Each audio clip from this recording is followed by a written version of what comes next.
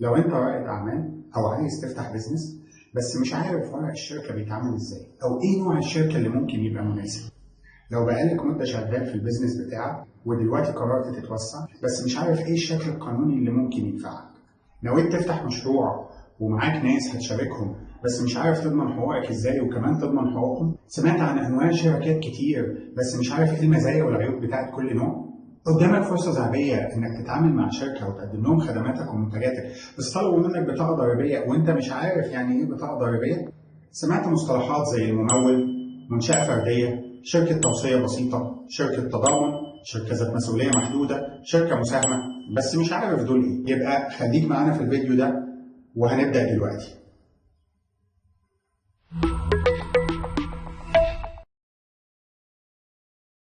اهلا وسهلا بيكم في قناه زي شو. انا جون فايز والنهارده هوضح لكم ازاي تاسس شركه في مصر. لو انت جديد في القناه اتاكد انك تعمل سبسكرايب وتاكتف الجرس علشان يوصلك كل جديد. اي حاجه هنقولها النهارده ليها لينك في الديسكربشن تحت الفيديو. قبل ما نبدا عايزين بس نشكر شركه انجزني ومشاركتهم معانا في بعض المعلومات المهمه. شركه انجزني بتقدر تخلص لك كل الاجراءات الحكوميه وانت قاعد في البيت.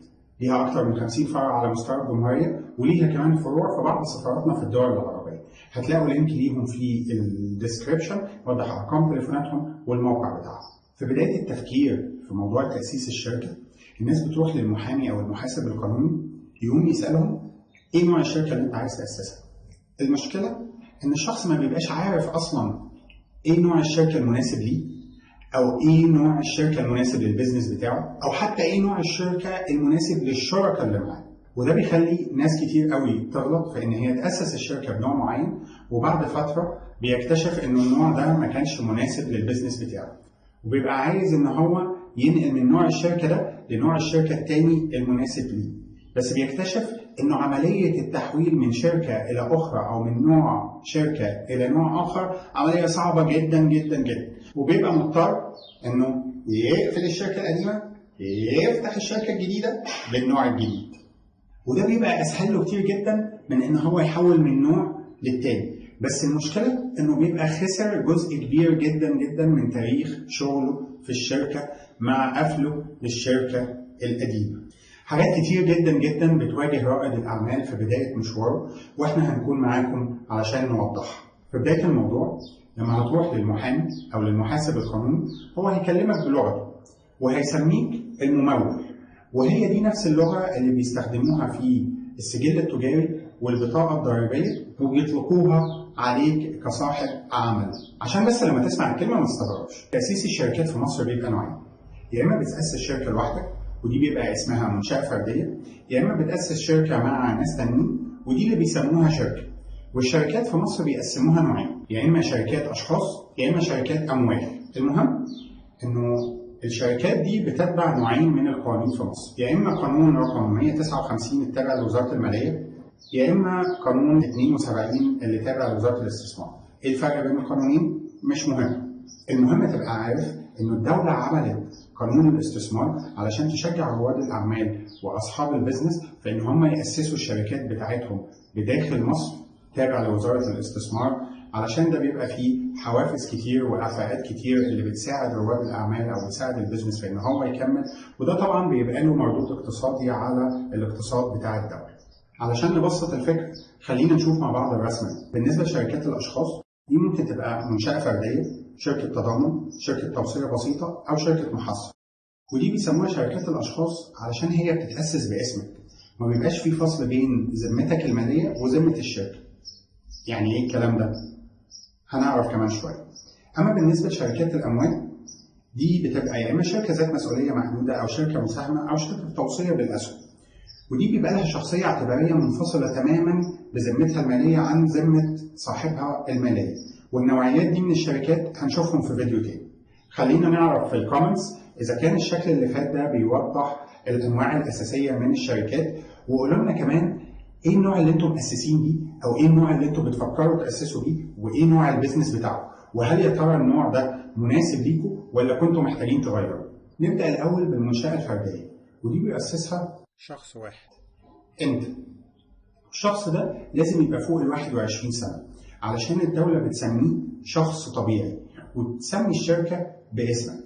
من اهم مميزاتها انك تقدر تاسسها بمبلغ بسيط جدا جدا، وكمان بتبقى معفى من الضرائب لحد نسبه دخل معينه، ولما بيزيد دخلك بتبتدي الضرائب تبقى شرايح على حسب نسبه مكسبك. اهم عيوبها انه لو لا قدر الله فتحت بيزنس والدنيا ما مشيتش وبقى عليك مستحقات ماليه للعملاء او مستحقات ماليه للموردين وعليك ديون، بتمتد المسؤوليه القانونيه لاموالك الشخصيه. يعني ايه الكلام ده؟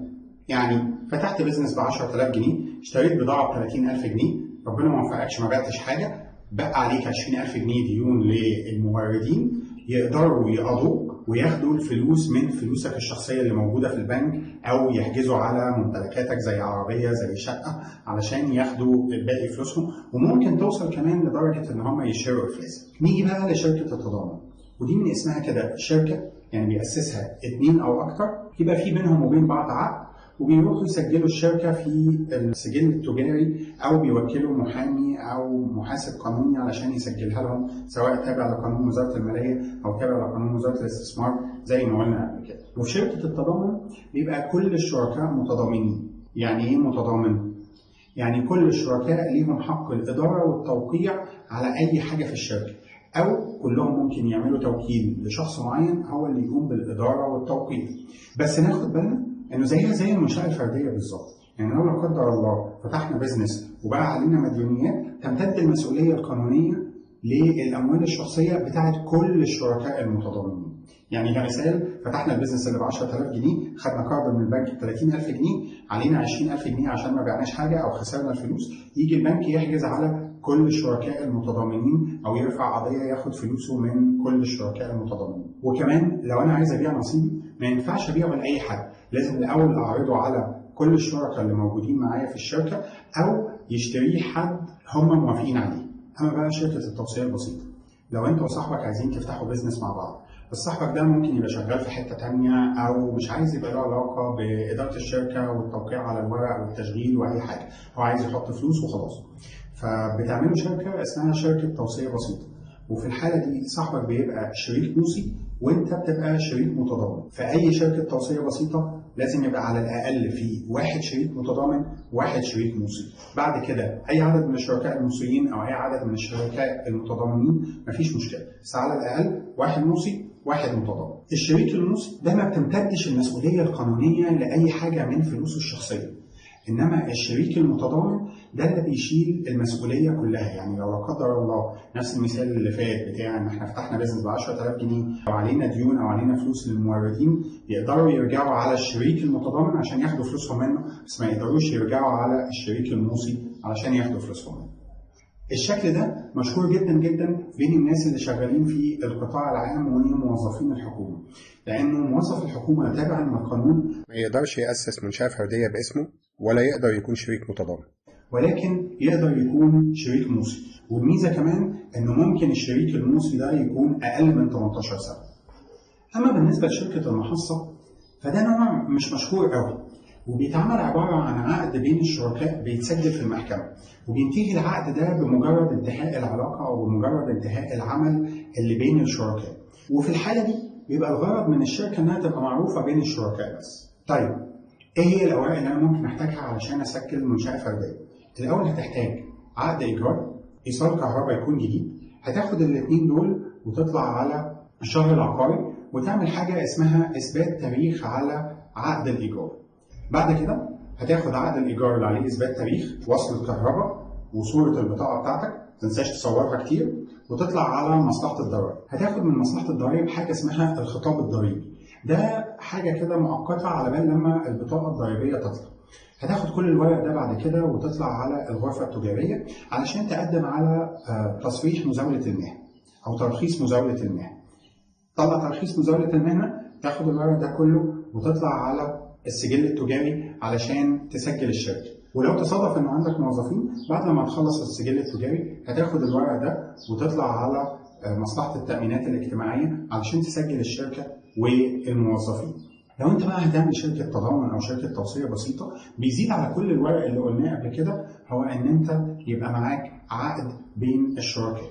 وممكن اصلا تتفادى كل الكلام ده بان انت تروح لمكاتب هيئه الاستثمار اللي اسستها وزاره الاستثمار لخدمه المواطنين، مكان واحد يعمل لك كل الاجراءات، بس بتبقى الاجراءات دي بدل ما هي تابعه لوزاره الماليه وقانون 159 اللي اتكلمنا عليه، بتبقى تابعه لوزاره الاستثمار وقانون 72. طبعا ده بيسهل عليك كتير جدا جدا من اللف اللي بيحصل بين المكاتب المختلفه، ولكن تبقى عارف انه تكلفه تاسيس الشركه في وزاره الاستثمار اعلى بكتير من تكلفه تاسيس الشركه تابعه لوزاره الماليه. بالرغم من التكلفة القليلة وسهولة الإجراءات الخاصة بتأسيس الشركات زي شركة التضامن أو شركة التوصية البسيطة أو شركة المحصة أو حتى المنشأة الفردية، إلا إنه نتيجة للمشاكل بتاعتها زي إنه هو لو شخص توفى لازم الشركة تنحل، أو لو في علينا ديون بتمتد المسؤولية القانونية للأموال الشخصية، ابتدت تظهر فكرة بتاعة شركات الأموال، ودي اللي هنشوفها في الفيديو الثاني اللي هيظهر اللينك بتاعته على الفيديو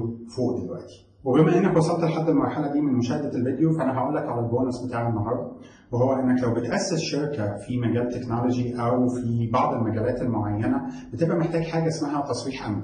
والتصريح الامني ده اللي بيقدم عليه يا اما السجل التجاري او وزاره الاستثمار، وبياخد من 3 ل 6 شهور علشان يطلع لانشطه معينه.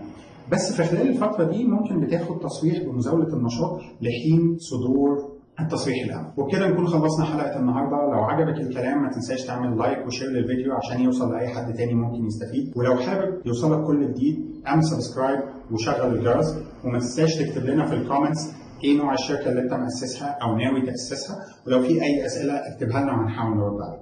سلام.